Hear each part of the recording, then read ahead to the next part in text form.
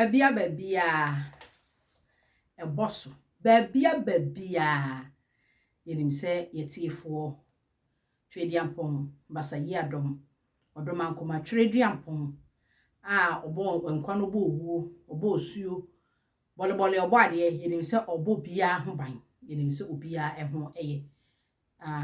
abusia for, and there was some for back with fiat and so me and a minimum a di a shiamu a bew.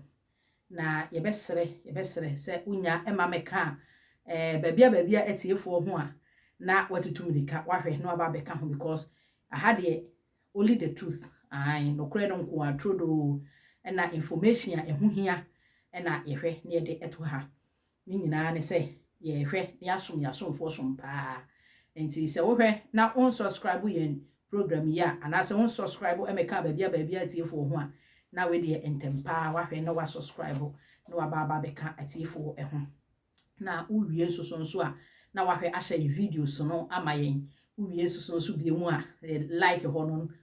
no wa like amayen comment so ama afro fe. Economy heads towards a recession, we're already starting to see the beginning of a financial crisis. Uniper is a German multinational giant energy company and the single largest supplier of electricity in the country.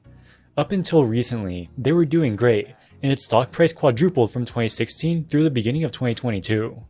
However, Russia's invasion of Ukraine and the subsequent disruptions to the European energy market have pushed the company to the brink of bankruptcy, with its share price falling by more than 90%.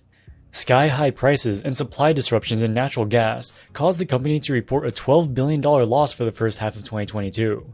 Since Russia cut off flows to the Nord Stream 1 pipeline, they've been losing 60 million euros every single day.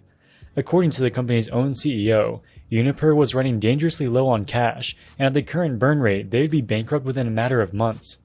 Germany is already facing a cold winter. The bankruptcy of its largest electricity company would usher in a Great Depression-level disaster. In September of this year, the German government announced a plan to acquire a 98% stake in the company for 8 billion euros. This is on top of a 13 billion euro credit line that it extended to the energy giant in August. With this deal, Uniper will be a state-owned enterprise. So how do we get into this position? And more importantly, will this now newly formed Uniper control the power plants that produce the electricity? Before the Ukraine war began, the company was doing quite well. They had a record year in 2021 as the economy recovered from the pandemic, generating more than 3.5 billion euros of operating cash flow. To create electricity, Uniper operated large power plants across Germany, most of which burned either coal or, importantly, natural gas. The company that would become Uniper started cooperating with Russia's state-owned gas giant Gazprom in the early 1970s. This culminated with the construction of the Nord Stream pipeline, which Uniper would use to supply its power plants. In fact, the pipeline was so successful that Uniper invested close to 1 billion euros into the construction of Nord Stream 2. They expected this to become a major growth driver for them after its anticipated opening in 2022.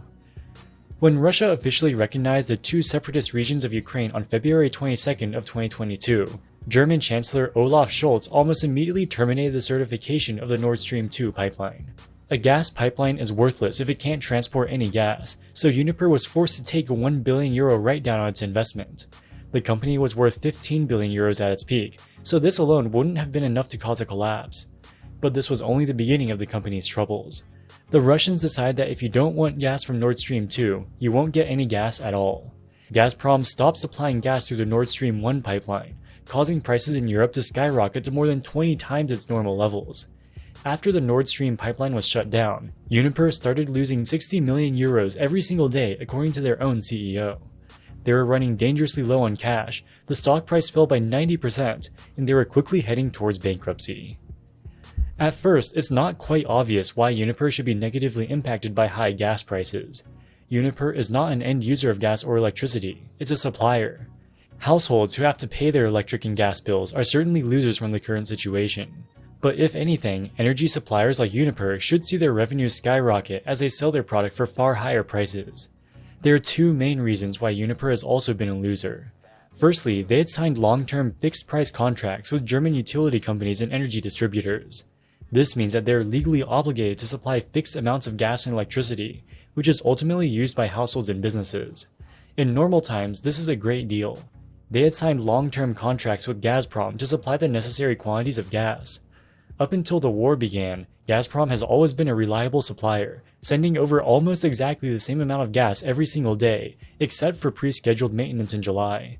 With fixed-price contracts from their customers and suppliers, Uniper was in the enviable position of not needing to worry about the day-to-day fluctuations in the gas markets.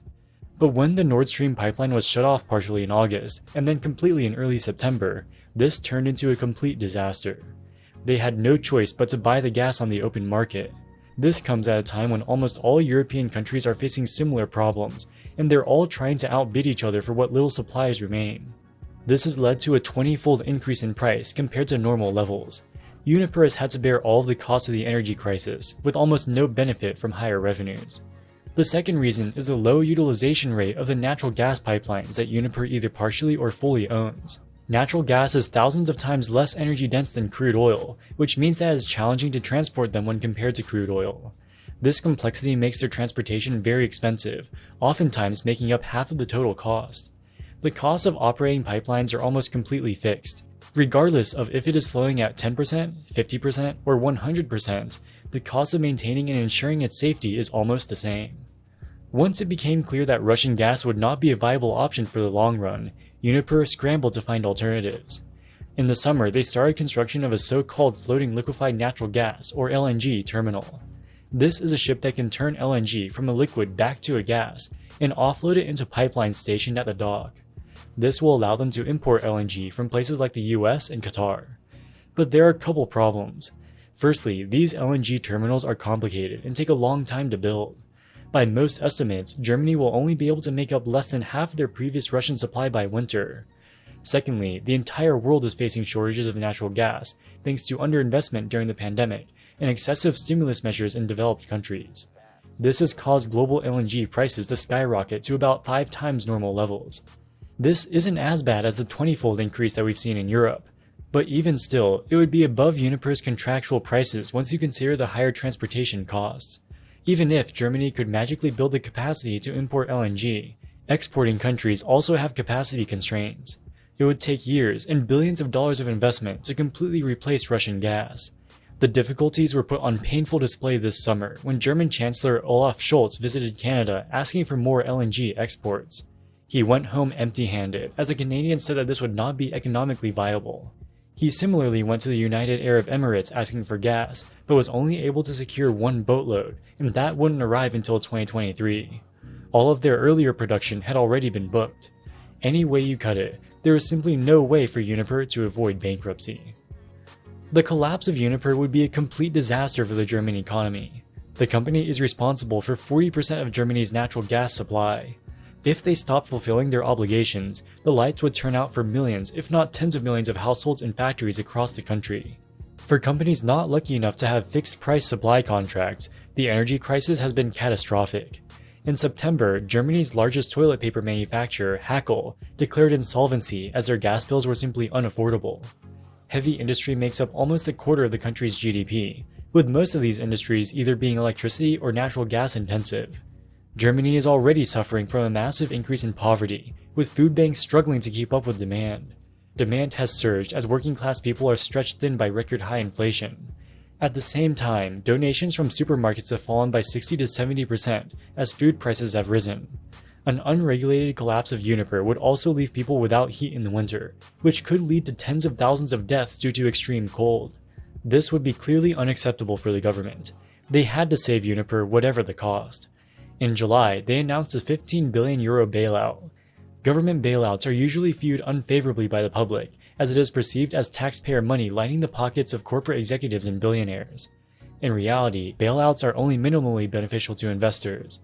As part of the bailout terms, the German government acquired a 30% stake in Uniper at a valuation of €1.7 per share, a steep discount to the €6 that the stock was trading for at the time. This had the effect of diluting existing shareholders, and the price immediately fell by 30% when the bailout was announced. Had they not received any bailout, the company would have gone bankrupt, and the shares would be worthless. But from a shareholder's perspective, whether you're down 90% or 100%, it's a near total loss either way. In addition to giving Uniper €15 billion of new capital, the government also allowed them to raise prices. Under a new levy passed in August, a typical household will be forced to pay €480 extra per year for their gas bill. While this felt like a big increase for people paying these bills, it was nowhere near sufficient to cover Uniper's skyrocketing costs, and the company continued to burn tens of millions of euros per day. The government publicly encouraged households to reduce their energy consumption. Some cities have even gone so far as to only allow cold showers at public swimming pools. Other than that, all they could do was pray for a warm winter. Unfortunately, these prayers were not answered. This September was unusually cold in Germany, with gas consumption increasing by 14.5% compared to the prior year. There was always hope that the Nord Stream pipelines could be turned back on at some point in the future after the Ukraine war ends. Both Germany and Russia would gain tremendously from this, and Uniper would be saved. But the recent sabotage attacks have dashed these hopes, and there is zero prospect for Uniper to survive as a private company. With spot prices remaining high, Uniper was burning through its 15 billion euros of bailout money at an alarming rate. In late September, the German government announced that they would be completely nationalizing the company. As part of the deal, they will inject an additional 8 billion euros of capital and own 98% of the outstanding shares. This means that almost all of Uniper's future losses will be borne by the taxpayers. So will the nationalization of Uniper be able to solve Germany's energy problems and save them from the coming winter? The short answer is no. A few weeks ago, Uniper CEO Klaus-Dieter Maubach gave an interview warning the people that the worst is yet to come. We're talking about energy poverty, a real problem for everyday people. How do you answer for that? I don't have an answer to it. I have to tell you. But do you bear personal responsibility in your role? Well, yes, there is. I've said this a number of times now over this year, kind of educating also policymaking governments that, look, the worst is still to come. We've seen gas prices rising since the beginning of this year. Utilities have increased their prices 40% almost every quarter. But the worst is still to come. What we see on the wholesale market is 20 times the prices that we've seen 2 years ago. 20 times. Gas bills for families have roughly doubled so far, but the wholesale prices for Uniper, and by extension now the German government, have increased 20-fold. If you used to pay 1,000 euros per year for energy, and that increases to 2,000 euros, most people can still get by. But if it increases to 20,000 euros, that's a whole different story. If you're a millionaire, this is fine, and your lifestyle will be barely affected. But for poor and even middle-income people, this will be catastrophic. One solution would be for the government to heavily subsidize gas bills for low-income households. Germany recently announced a 200 billion euro package to do just that. The problem is, every country in Europe is facing the same problem. If they all make their own subsidies, the effect will be to drive up prices within the continent to even more absurd levels. It'll be a zero-sum game where they spend trillions of euros and do not create a single cubic foot of additional gas in aggregate. The European Union knows this and is already developing plans to collectively ration the limited supplies across the various member states. At the end of the day, there's just not enough gas. It doesn't matter what kind of financial engineering or subsidy schemes that you put in place. You can't heat your home with paper money. Well, technically you can. In fact, this was done in Germany about 100 years ago to date during the abusuafo emretia kakra bi na yahu ana nia ekoso yahu enema ekoso ewo wiem a ede ahometesem aba ewie yase na nititiru European country ne de account pa nititiru Russia ene Ukraine entokwa no na ene nia eda eponso kakra aban no yenso etemamufo no ahoho no yenso yebetumi ahwe na de abo aban no anase temamufo no yebehwe de beboa aban mpanyin no atumi akoso no eno ho ene yehwe na baba behwe kakra amritia kakra bi se wo Germany kurodua mu a obehu se ya send letters omom tete ifipamfo no because letters na circulate ni nyina anase omo kire se yehu ni se Russia and Ukraine entokwa no aba no de oyeno kese pa aba ewo gases gas ho fuel ho electricity problem ene niama bebre ni titiru gas yehu se sei asetremu ayeden anwa ebo okosoro eniema bo okosoro ankasa Ukraine ene Russia entokwa na ekoso eno enti na nanse ya letter na ye ba beka ho asem no obi di aba de omo di aba ne se ye hu ni se say price and I say the bidi kan no and ya toto niema bebre mu electricity ya totom ye haizo a ye yusu ya totom ai enti na omo kire ekwan a ebefa so a yebetumi di aboa esan say to na ye tom ekọ no soro a mafom enti omo sre eye omo tetete edan mu ye wo fie mu say ade a yebetumi di aboa enso enie se be ya eka no ebekofom kakra amayen ade a yebetumi abeboa ebema eka no ekofom kakra amayen enu hunti no mo bo ho dawuro se yenhwe na yen reduce ye niema energy system no yenhwe ni lose yen reduce ye niema yen te se de ye use ye niema no yen tete so yen tete so yen kanea se de ye use yen kanea e wo ya fie mu no yen tete so se ne ye use yen heat ye haizo ahohoro no yen tete so eno na omo kire yen ehwe okwan pa ye betumi e de ate so se unam na akọ centros ni bi mu a eye ewo hoyi atonto wo matoto bibire mu se ntire se omo hwe na omo amatumi store energy ni bi because yenim mreko a entokwa no eye Ukraine ene Russia entokwa no yenim mreko a ebesi ntire se omo hwe na omutumi store energy ni bi na se ensi kura na oman no enya bi atumi ayusu enu nti omanfo we de asem pa se yebeboa na se de ye yusu ye niema no ye betete ye niema no so se de ombetumi a store ana se ombetumi anya niema no bi e de ato ho gas se de bedi kan no emergency plan a o mafa wo ho no eno na omoka because of gas no san na esa no munim se entokwa bi se baba bi si a e de oha obeba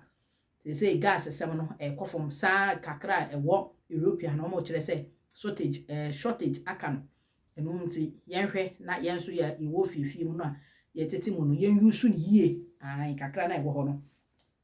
yenhwe ni yusu ni yie ena energy bi kan electricity sem no so yenhwe ena yen yusu no yie eno ena aban no de atodwa ni titiru winter mre emu ehon nsem ho ne yeken enu nti yebehwe ni be yusu sa enima no ewie na obi bebusa say den na yen na yetiti fie mu no yebetumi aye what can we do ade yebetumi aye ne say omo de enhyehyeye aba say yenhwe na ye reduce hot water no obu wo ho a ohuru enkukuo mu kura obunsu ohie esan awoni nti eba be winter mu awoni nti obunsu ohie ohuru enkukuo mu no na ode nsu ohie obunsu ohie bibi obeye bia nsu ohie omo pese omo kire say yen reduce hot water no yen reduce no the use no yen reduce no kura ye menkofom kura se be kai se Ghana ebu wo a ye ohuru nkukuo mu a ebu ha etumi bu nsuo no gu ade mu na wa ohuru nkukuo fefefe na aya ine no tumi ma water no anase nsuo no utumi the use no utumi reduce no sa no mo kire se jama ebetumi a yen kofa sa atempo no so na etumi emoa na hot water no yen reduce no se nya sa so ne nya ne sa so a ya ohuru nkukuo mu a ye behwe ne be reduce hot water no ye nya ne sa ema wo ana wo mo se so ye nhwe se first wo ho a mofra no na wabu nsuo agu saa o se wayi mu na mofra ne dedam no ni nyina wo mo se ye hwe ne ntwa so because ni nyina de energy no ema eha ye ntwa saa ade no so se wo kwa utwa no adwale oba no incase akola bi wo ha te se me meyo mpe ye swimming ubusu ogum no mo damu afse ye swimming no se ne ma no wo mo se ye hwe ne ntwa so enu hunti letters na eba no we de omo mutumi kan dodge ne de omo ti ase na wo a wontumi enkan anase kura wa wonti ase no enu ho na ye kyerɛkyerɛ emo no enu ho ne ye kyerɛkyerɛ mo no se letter da aba no asema aban no de tudwane se yenhwe ne reduce ye de ma no se ubebu nsuo egu wayim na akola na dam no twa so hwe na twa so na ebie wo nso om se yenhwe se we will shower instead of bathing say be da sa ade no udam na nsuo abu nsuo agu ho no yenhwe ne yetwa sa ade no eso na ebie mu nso yenhwe se wo mu a wo mu hohoro ne mabu ha washing machine ene ade ade hohoro yen kuku mu machine ade hohoro kuku mu obi wo ha kuku kakra bi enye ma bi wa half na waso machine no ai enema na o si no washing machine no so enema no bi a half na waso machine no o say no so ye hwe ne yentwa so o make sure so enema no machine no aye full ansa na o beso anase de odi nkuku hohoro nkuku mu no so no ebe ye full ansa no so o beso ne half ne de yentwa so na yentumi yentumi na energy anase gas kakra na ewo ho a ede sa provide heat no ebetumi a store ebi ede agu ho ana ebie won so omsese ye twitwi ye sen so a inse se ye bebie ogu ha wutwitwi osi a obebie pipe no sisu na pipe no kwa na ofufa so na de twitwi osi na wo de hohoro wanim no omse ni nyina se ye ntwa so ai ebetumi a ye ntwa so sentini se ye hwe ye niema na ye use no ye reduce no because omo hu se eka no ekosoro se de first ni ye use no no de eka no ekosoro panti ye hwe ye ntwa sa ade no eso na eka no enkofo mu ema yen ebeboa yen ankasa na oman no so aboa mo matumi a store energy no ebi de ato eno nti se de jama o brush utita hwe na pick up fasi hu o ma ebinum ye ukomrofo ni bifi o mo ye da kifo ekura akọ binum fi a o mtu so mo so mo ye wo ma o mo nye saa no se de do ba bi aduri de se nyina ye hwe ne ye koye ne saa bi ura bathroom make sure so be pick up na dia sensuo use ensuo na wo de twitwi use mofura ni nyina ye hwe na ye nkyere wo because school mu so ye kyere mofura no ewo ho sa nti efie so se akora kora kodi hu adanse na se eba ye heater for no ho so a ayete se ye haizo German kasa de kan haizo ana baby se heater baby ye di heating room no ye di heating ye dem no heater no so eno so omo se ye hwe se ye de be kofom even 1 degree lower no krampo no etumi ebeboa ema heat no anase energy no matumi omotumi astore energy ni bi omotumi de bi asie se omo hwe so ye betete bibia so na omo wie so omo se wo ho a ye mie ye wo mu anu abie ompoma kakra na eframa abawura se de heat ubenya fresh look ubenya ubenya fresh na monso mahome se enye se awoni ntibu be hye musa ai wo mu anu ma eframa afa emu kakra na ebie won so osi ade bia eye heater ade bia object biala ye electricity ne ma anase heater ne ma biala no ye make sure say ye behwe ne ye be use ne ye na ade de ka ho ne titu haizo no ho no anase ye de wo mo ye ndem no ho no wo mo se ma ye mfa ade bia ensese so obi wo ho a osi ne ma no de asese so wo mo se ma ye nyesa me ye mfa ade bia ensese ye haizo no so anase wom ade na de wo mo ye dem room no me ye mfa ade bia enseso na ebie mu nso ma ye mfa ade bia ensi anim senti ni se no ye first na problem na mai no obu ha otumi tim de to ebia 3 o de tim de to 4 obi de to 2 o de to sa na so de ade asese so kura esa se wade ato high ni ntino ubenya heat no e wo dan be se ni de ye mfa nto ho sa ba ko bi mienu bi na ye de ato enti ade to ba ko bi ani mienu bi ni ntino emfa de enseso ana emfa de ensi anim je so mpesom che se menu nye open enti ubie ni kakra bi kura na watum udem no ayehye amawo na ebie won so ye hwese ye be hye ntade a ese enkase ye wodam nti be yi ye ho ye hwe na ye katakata ye ho ye sauce ye de enim se de ye no amudi munim deda na emom wo munim no ye ka kire wo ye sauce ye be hwa hyehye na ye be hwe weather no a eba no because afie we say winter na eba no ye gas ye wo problem ye gas ho ye energy ni ye bibia no ye wo problem ho nti ye kakra na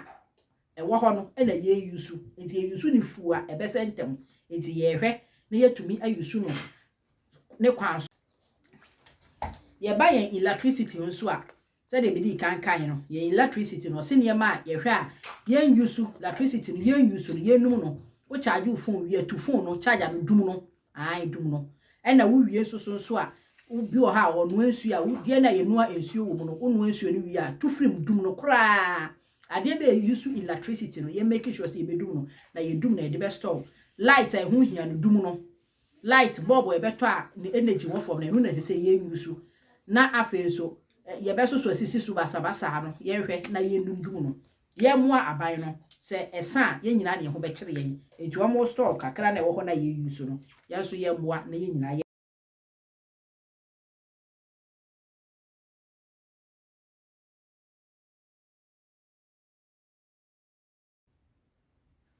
ai eye eno so ye be hwe na ye be use saa ekwan no so a ebeboa pa na aban no yatumi aboa aban no German aban baabi a wo bia ni titru European country no baabi a wo bia wo hwe no boa aban no wo se kwan no so na twitwa niema no se be use niema ni bebre emfa so bi ema edeka eba na niema no kura esa sasa na entokwa no nyai na omunya gas ni bia ya na edi problem ebebre yi enti ye be feel say ye betumi atwitwa so na yatumi ayusu no according to a eno ede ebeboa ye ankasa ba ye heater ho no so aye haizo no ana say ye heater ye di heat room say winter eba bebe so haizo say ye use haizo no ana say ye use heater no na ye de wo mo ye dem no so say na empanyifo aye omo say heater no ebetumi a ye fa too low kra ai ebia 1 degree lower no ebetumi aspice about 6%. O say ye hwe na ye num ne kura ye wi a ye fridge no so ye say ye fento around 7 degrees Celsius ai emema na ndi mu ni mu yo ba na ni so ye kama ye fridge no first bu out in fridge too high se si ana akulu na ye brog ne o say ye no so ye nte so because ye say fridge the consumption no eso ankasa etwe pa nti o say no so ye hwe na ye nye bibi e wo ho ye fento low kakra said ye betumi energy no ye betumi a store kakra e di agu ho e na ebie nso ye bie fridge enkenkan we de ekoma ematan se no ma ye mie yani na ye nte ye ne ye hwe ye mufra no mufra bi wo ho otumi bie fridge no de ato na ni wura kura fisi wa bie fridge pon na to ho na wa bepe ba bi kura atena enframa ekomu nyina no twe energy ni pa omo say ye fridge no ubie ya no wakatom ubie fridge na no wakatom kire say ade na eboboba no ade a eha na winter mu nso de no na aya ni kase ye no na ban na ni abre na oti ya etiti afiafi mu matan no ye hwe na ye hwe ni ye moa e wo say kwan no so akola ni bi fridge a ntam ano aka chense katom akola bi wana ni wura fi ntu wo batan wo mu a na no asa ye say de matan de adwuma de nyasam ketwa da bia na wo kɔ na wo ba da bia na wo kɔ na wo hwɛ sɛ wodi bibia ebetu ye because nkola ne de obɛyɛ ne sɛ de opebia na ye ma atan no ene ye sɛ ye hwɛ na ye boa ɛwɔ saa ekwan no so ɛna ebie wo nso sɛ de medi kan no sɛ yi machine na ɛhohoro enkukuo mu ene washing machine ni nyina no ɔmo sɛ ye hwɛ ma ye nye ne half enye efu a nke betumi a nke nyusu because the consumption no so eno so eso pa enti who see niema make sure say niema no machine na ye full ansa wasi eno so usi a na wo de ato ayi kakra ana second so ru kukuo mu so a make sure so machine na ni kukuo ni wo no aye full obu wo half kakra bi no ahohoro mu first no de na ache amayen kakra na ye wo no ebeche amayen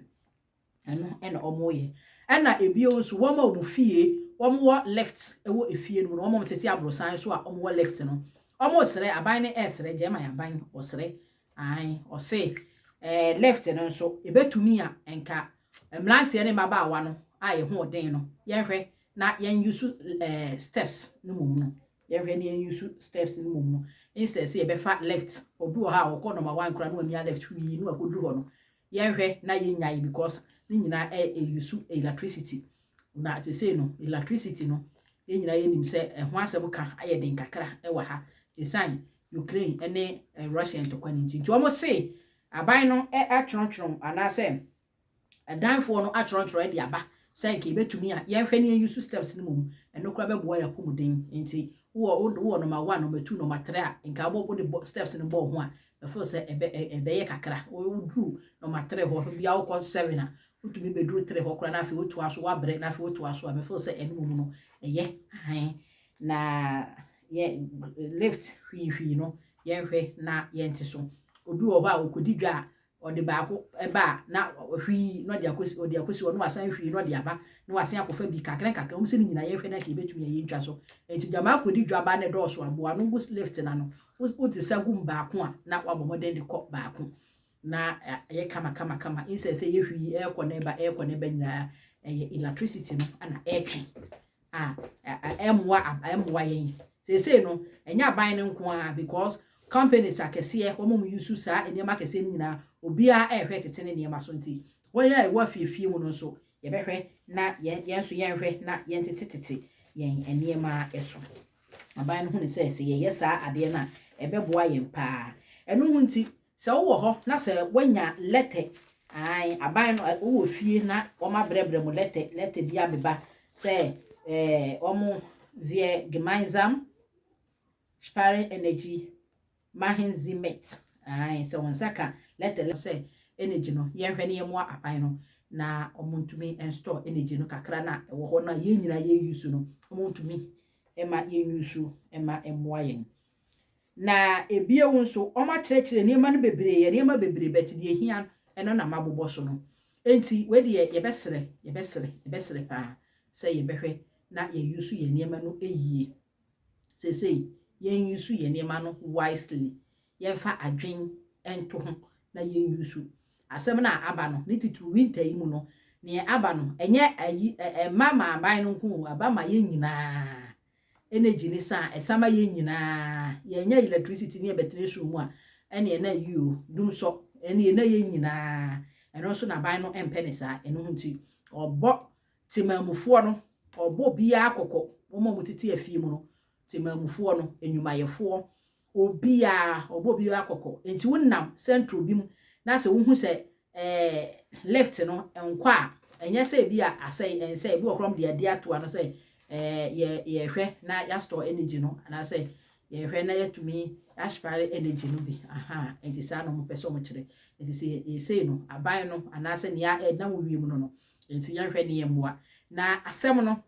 ne titu nyina ne say school mu nyina omo yesa de nyina wo school ye kire mo fura no e wo school enti say wo yesa na say ye ko kire wo ba no wo school ma enya bo fura ne den teacher fo no kura be hu say wankasa wonimude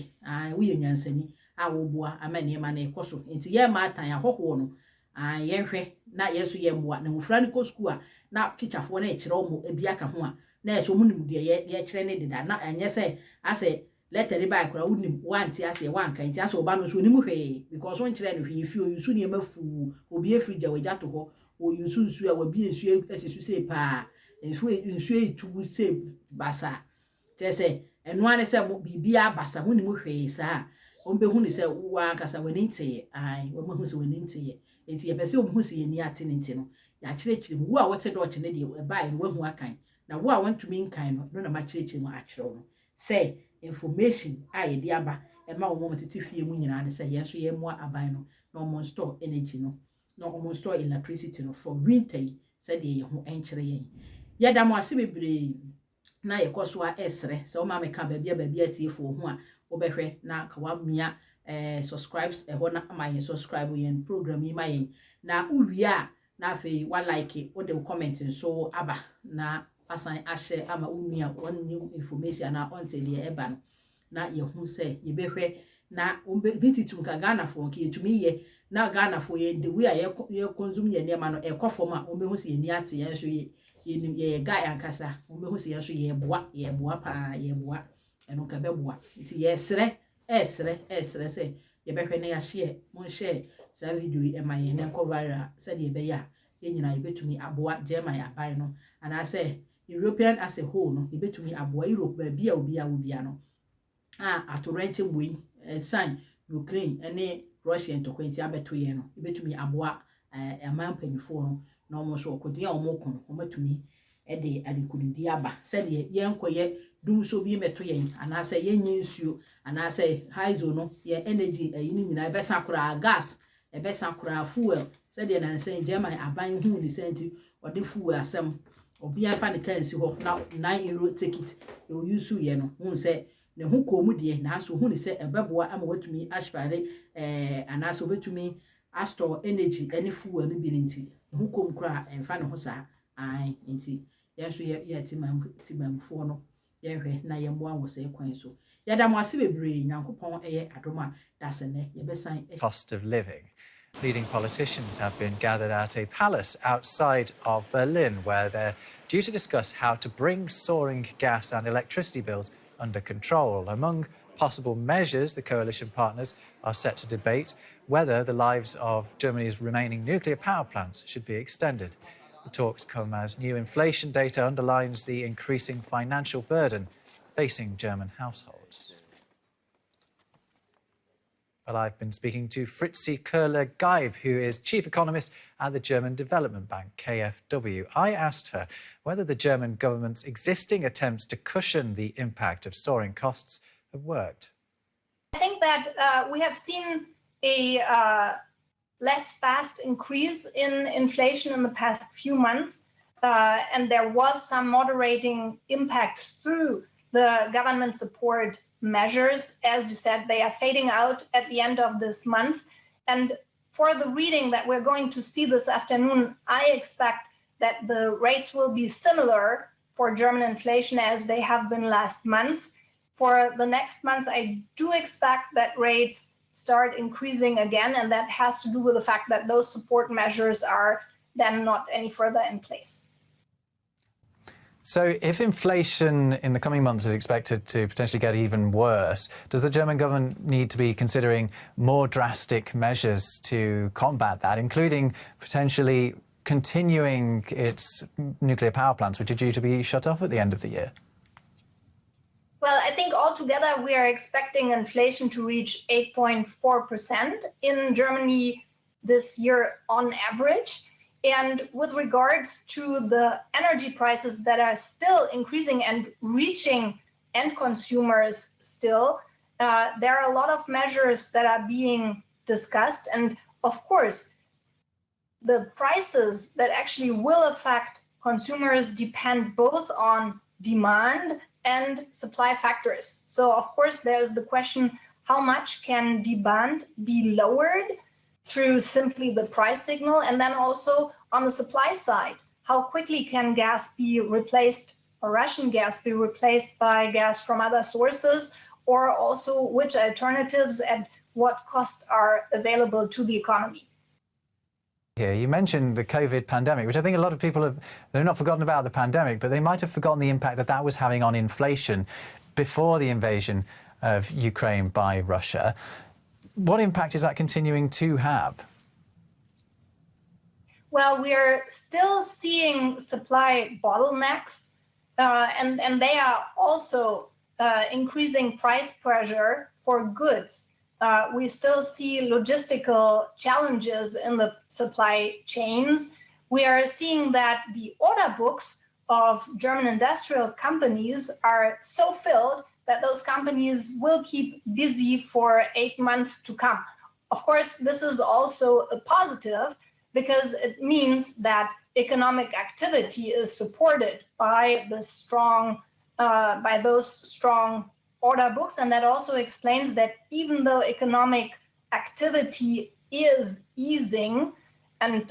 we are actually in Germany at the beginning, as we expect, of a mild technical recession, so at least 2 quarters with negative growth rates, that employment is still very solid. Okay, Fritzi Köhler-Geib from KfW, the Development Bank here in Germany. Thank you very much for